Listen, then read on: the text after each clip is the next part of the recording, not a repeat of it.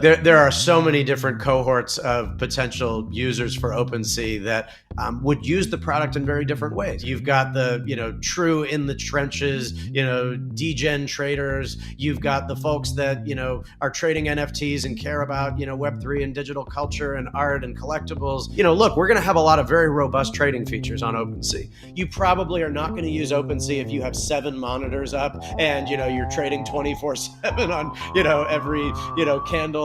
But at the same time, we have rolled out a lot in just the last couple of weeks alone. All right, the CMO at OpenSea, Adam Hollander. Adam, thank you so much for coming on Coinage, man. It's good to have you. Thanks for having me. Yeah, I think this is an exciting conversation because obviously everything you guys are working on over there at OpenSea, a lot of people are looking forward to the TGE, which we can get into in a second, but some huge announcement recently, not just AI, not just a mobile push, but also a flagship collection of some of the most impactful NFTs you guys announced. So a lot to dig into here, man. But first, figured we might just start. I know it's been a few months over there since you joined as CMO. What's it been like, kind of seeing this resurgence of excitement around Web3 and all the metas, all the narratives, and what OpenSea is leading over there? What's it been like for you personally? Yeah, it's been a wild 6 months. When Devin approached me about joining OpenSea, I wasn't in a position where I was really thinking about jumping into something of quite this magnitude professionally. But when I started really taking a step back and thinking about it and realized what an opportunity that this would be to impact a space that I love so much, filled with, artists and creators and just innovations on chain and, with crypto and everything else, it was something that I just couldn't say no to. And so over the last 6 months, having the ability to meet a lot of my heroes in this space and to work alongside them and partner and to find ways of really moving the space forward, to be able to make really impactful decisions at scale about, rewards and incentives and product features and roadmap, and to be able to work with a lot of the amazing people that are at OpenSea, of course, Devin, and, now we've got some, folks that have come over from Rally, and, it's just, Yeah. The culture at OpenSea, I would tell you, people don't realize that most of the people here are not only incredibly good at what they do, but they're here for the right reasons. And they're incredibly passionate about moving the space forward and about making an impact with what we build and what we do at OpenSea. And working in that kind of environment is just a real joy. Well, I think that's one of the exciting things. See, you mentioned the Rally acquisition, and I guess I got to be careful about how I even describe OpenSea anymore, because it's much more than just NFTs now, in terms of also being a place to trade tokens.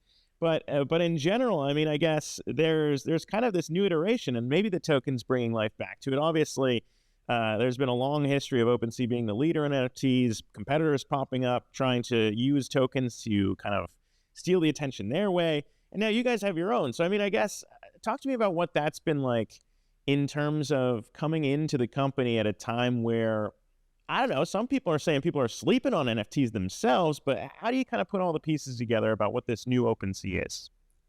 Yeah, look, NFTs are a very important foundation and a part of OpenSea, and will always be an important part of OpenSea. But we view OpenSea as our customers' Web3 home. And when you have a home in Web3, it needs to be a place that you can engage with and trade anything. And you can do it in a really seamless way. And there's so much complexity to the market and space that we live in every day. People have, dozens of different chains and wallets and, asset types. And it actually feels really disjointed in a lot of cases. You have to use a lot of different applications, a lot of different websites, a lot of different mobile apps. And what we're trying to do with OpenSea, and I think we're really succeeding, is building one singular place, the best place to discover, own, and trade anything on chain. And when I say the best, I really mean that. It's not just a single place where you can seamlessly turn, ETH mainnet into Solana, into ApeChain, into USDC on Base, or a single place that you can trade NFTs and tokens side by side where they're better together. But it's also making sure that it's feature rich. It's also making sure that it's extremely accessible to people, both that are very adept with blockchain and those that are really newcomers to this experience. And Right. it's also about everything that we're doing with AI to really empower the trading decisions and the behavior of what you're doing on chain to make sure that we're really being very future forward with everything that we're putting out into market. Well, I think what's cool, and maybe you can correct me if I'm wrong in terms of, I guess, positioning it this way or framing it this way, but it seems like now that OpenSea has a token coming up, it's kind of like it's kind of the same thing. I mean, I'm just reflecting on kind of where I came from and being in traditional media at Yahoo, quitting that and then coming on and founding Coinage as a community-owned outlet built on chain using NFTs. I think it's kind of cool. I imagine for you in your seat to now kind of have OpenSea, not that it wasn't already in the arena, but kind of now getting a little bit more, I guess, Web3 native with a token and how you can work with some of these projects, which I guess gets us into the Flagship Collection we can chat about in a second, but like actually building a collection of other NFTs that OpenSea will hold, I think is kind of how, talk to me about where that idea came from and if that's fair to kind of frame it that way. Yeah, sure. So yeah, let's talk about the flagship for a couple of minutes. This is something that I've wanted to do since the day I started at OpenSea, and it's something that our whole team is really excited about. It needed to be timed well with a number of other important things that we're putting into market and our growth and our trajectory, as you mentioned, towards TGE. But the way that we're looking at the flagship collection, it really is just a love letter to the community that really helped build this space with OpenSea over the last several years, and looking at all of the creators and artists and projects that really create the foundation of this amazing space and culture that we know and love. Our flagship collection is not a financial initiative. We're not hoping to profit off of these acquisitions into the flagship. It really is more about making sure that we culturally preserve what we feel are really important artifacts of digital culture and the space that we serve. It's about Mhm. spotlighting the pieces and the projects and creators that really helped build this space with us, and also giving new and emerging artists and creators an opportunity to really have a spotlight shoulder to shoulder next to some of these more recognizable pieces and projects. Yeah, I was going to ask. I mean, selfishly, obviously, for what we've built here at Coinage in terms of being an on-chain media outlet owned by the people for the people, I was hoping to maybe get ourselves included in there. But what are those things that you look at? Because it has been funny to think about how NFTs have evolved over time, right? Like at the beginning, a lot of people, and I think back to my own experience, would be curious to get yours. Like all the moments, NBA Top Shot of like NFTs are collectibles that you can trade. And then it kind of evolved into like these are pieces of culture, like Constitution DAO, the idea of people owning something together. Can they grow together? And then what we built in terms of NFTs that are memberships into a co-op so people can earn patronage dividends, like NFTs themselves have evolved. I guess, how do you look at kind of what's worthy of inclusion in a flagship collection piece? Yeah, well, that's a actually really fun topic. So first of all, put the flagship aside for a second. Let's just talk about the evolution of NFTs. Hmm. NFTs have always been an extremely powerful instrument to infallibly prove digital ownership. And that's something that really before NFTs and the blockchain was very challenging to do. I used to give this kind of adage about, you walk into a museum and you see a beautiful painting on the wall and it's, worth millions of dollars. And you ask somebody, well, why is it worth that? Well, it's the original and you can prove that it's the original. But that's something that's been very difficult to do with digital art over time, where you can, copy paste, you can put it up on a website, you can email it, and that these copies are indiscernible from the originals. And so that plays right into the narrative around collectibles and art. But now you look at the different just amazing ways that people are starting to use digital ownership and NFTs, and this just ability to prove this on chain. And you have concert tickets that are being sold on chain. You have RWAs where you can now get like tokenized Pokemon cards with BZ and Courtyard, and Labubus, and other physical items, Rolex watches, and you can trade these things back and forth dozens, hundreds of times without actually having to move the physical asset. I've said for a long time that there are major industries that inevitably will be impacted by this. I mean, at some point, we will be buying and selling real estate and homes that are tokenized. People are already starting to look at digital identity and your on-chain reputation and credibility on chain. Hmm. Uh, there is a whole world where digital ownership plays in dozens of markets in a really impactful and important way. And it's really important that OpenSea is the heart of all of that, that OpenSea is positioning itself as a single place that you can come and trade and discover anything on chain. And that is really important, just for NFTs, but also for tokens and also for all sorts of other kinds of things that are going to be happening on chain in the coming Yeah. years.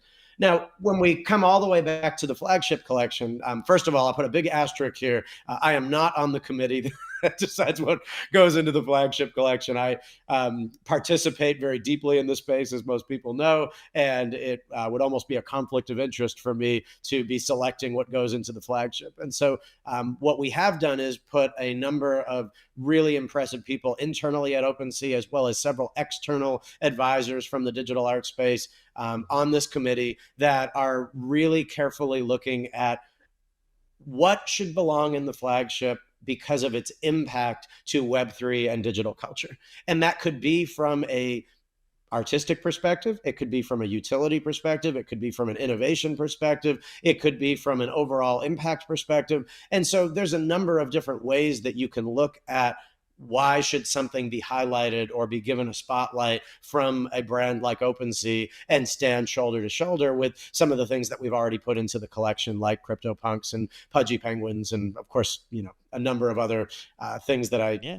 can't speak to because I'm not aware of it, but I can only anticipate will go into our collection over the coming Yeah. weeks and months. No, for sure. I did see the CryptoPunk and I saw the Pudgy Penguin, of course. So those make a lot of sense. Obviously, for what we're doing here, I don't know. We're going to pursue that. We're going to figure out what we got to do to get that done. But but I think it has been cool. I Love it. mean, I don't know. For someone building in the space, it was kind of interesting to think about when the space was under attack so much from regulators. It was necessary for people to be like, hey, don't come for NFTs, because they were getting put into the securities camp, and obviously the idea of like that being a problem. But then a part of me was also like, well, hold on now. They don't only need to be collectibles. To your point, like it's a digital identifier on the blockchain. So that could be anything. It could be a security if you want to tokenize securities, or it could be a collectible if you want to tokenize a Sure. collectible. It could be anything. And so it was kind of weird to see this Technology. debate. Yeah, and it was weird to see things get pigeonholed. And I was sitting there as a guy who's now tokenizing co-ops being like, hold on now. There's also non-securities things that can be so I don't know. It was kind of weird, but a necessary evolution, and now here we are. But putting that aside, I guess what are you most excited about now? Because it's not just NFTs as we open with, it's also everything else. So how do you kind of think about OpenSea's, I guess, new moat here, as you see a bunch of TradFi people now getting into tokenized securities too, in terms of that piece? Sure. You see a bunch of exchanges now selling and allowing trading of crypto tokens now too. So how do you kind of distinguish where OpenSea sits in the milieu of all of it? Yeah. So, first of all, like I said, we believe that OpenSea is really ramping up to be the single best place to discover, own, and trade on chain. We believe that OpenSea is very well positioned to be considered the Web3 home for all of your assets across chains, cross wallets. And so, if you want to come and do more with your crypto, you're going to come and do it on OpenSea.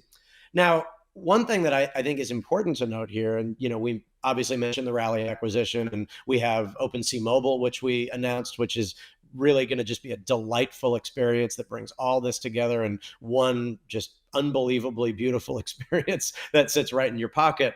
But a big part of that is our incorporation of AI.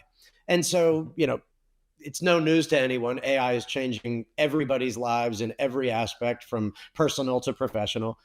We at OpenSea are very deeply AI pilled. And what I mean by that is that virtually every person that works at OpenSea uses AI in a meaningful way as part of their daily work stream. And whether that be that we're using it to code or to test, or using it for analytics or finance or marketing copy or creation of, creative assets, everybody is deeply using AI. And now we're extending that into the product and how people are going to interact with OpenSea. And so we built an MCP server, which, for those that don't know, really represents a way for LLMs to communicate very deeply with the blockchain in real time and with OpenSea data in real time. So you imagine being able to talk to AI about, what's going on with your favorite tokens, or, when was the last time a hoodie CryptoPunk was sold, and, under what circumstances, making recommendations back to you so that hopefully you can make better trading decisions. And we do believe at OpenSea that more and more on-chain data and on-chain behavior is going to be agentic. And that means that we need to be innovative. We need to be leading the pack, not following. And so we have put a huge amount of energy and effort in the last year into making sure that we are ready, that as we evolve our platform to be the best place to trade anything, as we roll out a new mobile experience, as we roll out rewards and incentive programs on our trajectory and road towards TGE, that we're going to be able to infuse AI into all of this and make sure that we're not just creating a trading experience for people, but creating the best trading experience for people and making sure that they have the feature rich environment that they need to Yeah. make sure that they view OpenSea as their true Web3 home. I guess that gets to my question too, in terms of like what elements, because a lot of this is figuring out your demographics, I assume, in terms of like, obviously the traders on like a Schwab are going to be a more TradFi leaning audience by virtue of just kind of what they're trading. And so like, I guess that's one of the elements that intrigues me so much about OpenSea as well, is because, I don't think any of those necessarily have a flagship collection of NFTs. I don't think that's something that a lot of the other TradFi exchanges out there are doing. And No I doubt. think from a cultural perspective, like the demographics of who you're going after and how you want to do it from a CMO lens, I feel like is an extremely exciting thing to navigate. So, I mean, in that sense, what's kind of the challenge of that? And what are kind of like the benefits of being OpenSea and the CMO at OpenSea? Well, look, there are so many different cohorts of potential users for OpenSea that would use the product in very different ways. And so, you've got the, true in the trenches, degen traders. You've got the folks that, are trading NFTs and care about, Web3 and digital culture and art and collectibles. You've got people that have crypto on centralized exchanges and are treating them more like stocks and, trading their Bitcoin and Ethereum and Solana and watching charts go up and down. You've got, an entire world of, I guess what in the, crypto Twitter sphere you might call normies, which are people that really haven't engaged deeply with crypto, but they're hearing more and more about Bitcoin, about blockchain, about digital ownership.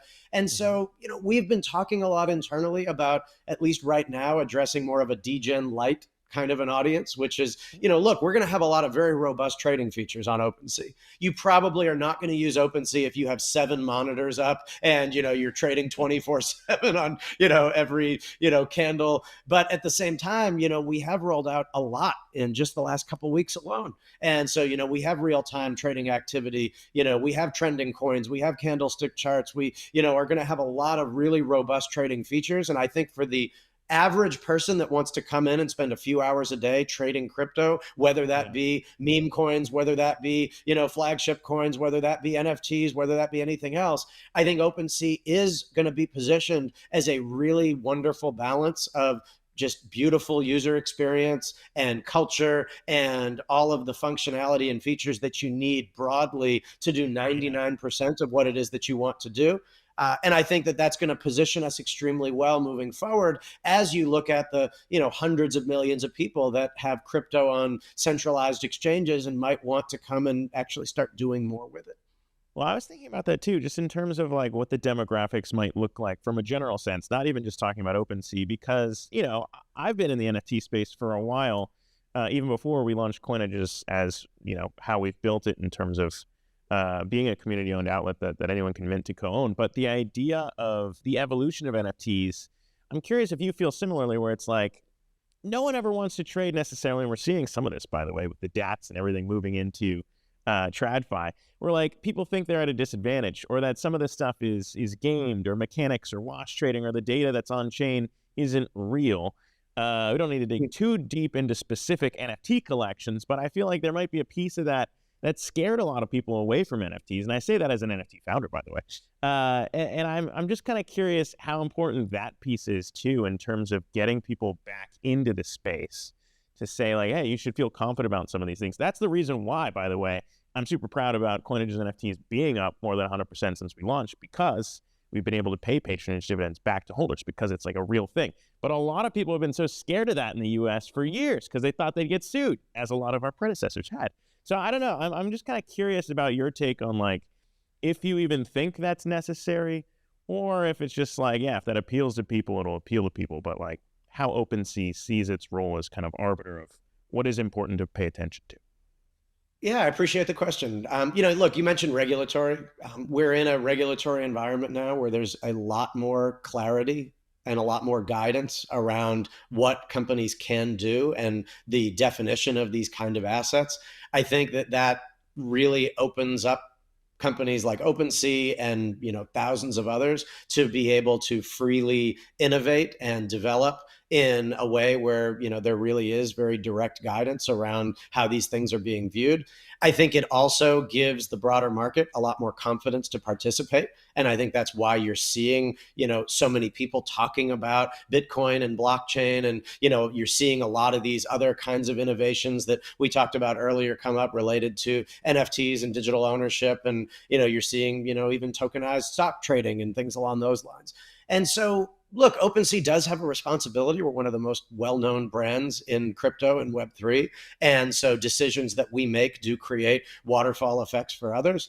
I would say that in the bull market, there were tremendous numbers of people that were trading NFTs and these kind of assets, not necessarily because they really wanted them or because they, were collecting them or because they loved the art or they loved the community or the utility, but, for all intents and purposes, they were basically gambling. And that's okay. You can use the blockchain for that purpose. But I think broadly, we envision a world moving forward where that is not the primary purpose. And Yeah. we're really excited about a lot of these innovations that we're seeing. We're really excited, actually, when you go through more bear markets, that's when you see people really engaging with and buying these things because they actually have a deep love of them and understanding of them. There was a project that I, minted yesterday. It was one of the most innovative implementations of, blockchain technology and NFTs that I've seen in a very long time. And so I think that we are in a place right now where there is a lot of excitement around NFTs. Of course, would we love to see a resurgence in NFTs and people, diving into, digital art and ownership and collectibles, of course. But regardless, I think that we are also future proofing OpenSea in such a way that it's not just about NFTs, it's not just about meme coins, it's not just about any one given thing. It's the fact that OpenSea is a platform to trade anything on chain in an easy and seamless way.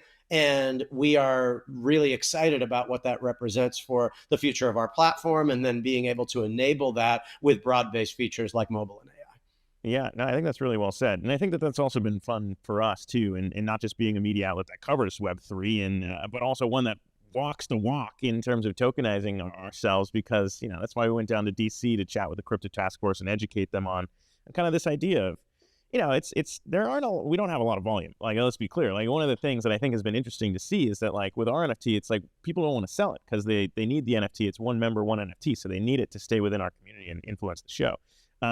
But it's like a lot of times volume is what these NFT projects boast. So it has been interesting to think about us having a higher unique ownership rate, not a lot of volume, but a lot of, like you said, impassioned fans who want to co-own this with us. So I don't know, all those different elements are there, which gets us back to what we wanted to talk about at the beginning, which is the phase of rewards, the token generation event. OpenSea now launching their own token, I believe, based on what I saw. New details arriving in early October. I don't know what you can share about it, Adam, but when you talk about how OpenSea wants to attack this, how do you get it right? Because a lot of people have generated tokens, a lot of people have dropped tokens, but what does OpenSea want to do differently here? So from the moment I started at OpenSea, it was actually a really interesting time. It was a moment when OpenSea had launched what we called liquidity leaderboards right before I joined, and they were not particularly popular with the market. The reality is that we had to take a step back, learn from the feedback, and that became our Voyages rewards program, which really was not about the size of your wallet and was more about just creating consistent habits of people coming into OpenSea, trying new features, being able to trade across 22 different chains, being able to experience NFTs in a variety of different ways. And broadly, that program was actually very well received. It was very popular. It got hundreds of thousands of people coming into OpenSea every single day and engaging with OS2, our brand new platform. And it's something that we were really just very happy with. As we move closer towards TGE, we knew that we needed to put a new phase of rewards in place, but both because we wanted to place more of a focus on just broader trading across the platform. We also knew that Voyages had been in market for a couple of months now, and people were starting to ask questions around when are you going to do something else? We're getting a little tired of logging in every day and completing these, same quests. And so this new program is something that I have to say I'm more excited about this than almost anything else I've been able to do or work on. I almost can't believe that we're doing what we're about to turn on Monday, which is that half of the platform fees from OpenSea across NFTs and tokens are now going to be allocated to this giant rewards vault of NFTs and tokens that are going to be distributed right back to the community each season. And so, if you can imagine, every day starting next week, we're going to be taking those fees and using them to sweep floors, to buy NFTs, to buy up tokens. We're going to be announcing that on our different social channels. And this rewards vault is just going to get bigger and bigger and bigger as every day goes on. And hopefully, as more and more people participate in the program, that means that they're using OpenSea more. If they're using OpenSea more, it means that we have more fees that we can then put right back into the program. And it creates this, kind of beautiful, virtuous cycle. And so I am really excited to be able to use this program to give back to the community, to highlight and spotlight different projects, NFT token communities that obviously will make their way into the vault. That then, once we have people open up these treasure chests at the end of the season, that means they're going to actually get exposure to all these different projects and all these different tokens. And so starting on Monday, you're going to be able to claim your starter treasure chest. You're going to be able to power it up through all of your OpenSea activity, as well as, of course, daily voyages, shipments, and the things that people have gotten used to. And it's the kind of thing where the more that you use OpenSea, the more you're going to be rewarded. That's pretty awesome. No, I think that the idea of experimenting with some of these things, like I said, being in your position, CMO of OpenSea, like trying to get more Web3 native, I think is super exciting to see. And I guess, would it be fair to like say an element of that, we've been watching a lot of DATs pop up, and a lot of DATs have kind of, this idea we're going to buy ETH, hold ETH, or whatever the crypto may be, but not a lot of like real incentive mechanisms in terms of users versus people who want to buy shares. I mean, is that the element of kind of what you're trying to do with that, is like get people to trade on OpenSea, get them to be active, but then also show like, hey, we're here for you as well, builders. Like we'll hold your things, not just within the Flagship Collection, but vice versa. Look, it's all of the above. If you've been paying attention over the last, 6+ months on our social channels, we have been deeply engaging with culture and projects and token communities and incorporating them into all of our creative assets, partnering across the board. We just announced today that we're going to have a character in Bold Leonidas's cartoons. That's something that is really important to me because he's a really important part of Web3 culture. We announced yesterday a partner with Coinbase One. We have so many different partners and communities. Just last week, Pudgy Penguins also announced that, bringing Pudgy back home to OpenSea, and there's a lot of really cool things that will come out of that.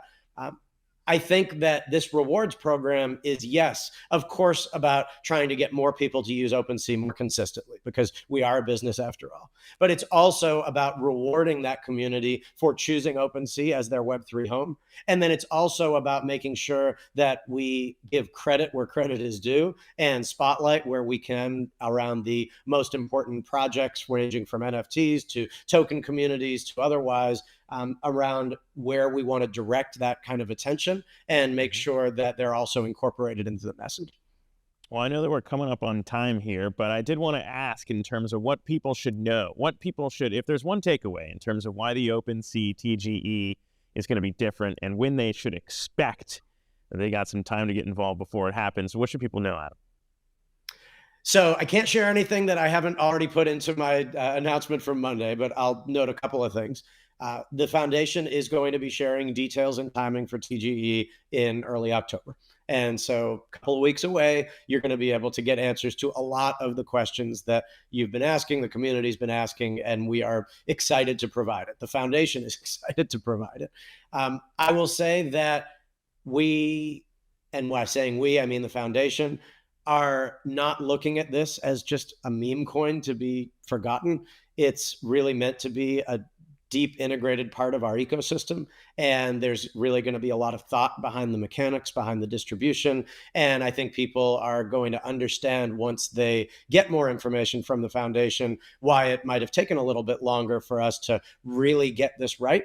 But I do think that participating, of course, in OpenSea rewards, and we're looking, of course, at history and volume and activity and everything else happening on the platform. The best thing that people can do right now is, if you are trading on chain, anything on chain, then we would encourage you to consider doing it on OpenSea. Well, it's been cool to watch. It's been cool to watch the evolution. It's been cool to watch what you've been cooking up over there as TGE comes down the pike, but also as someone who's used OpenSea for years, it's been interesting to see kind of the NFT community and how it's changed, how it's evolved, and now here we are again with OpenSea back front and center. Adam Hollander, can't thank you enough for coming on, man. Congrats again on everything. Appreciate you very much.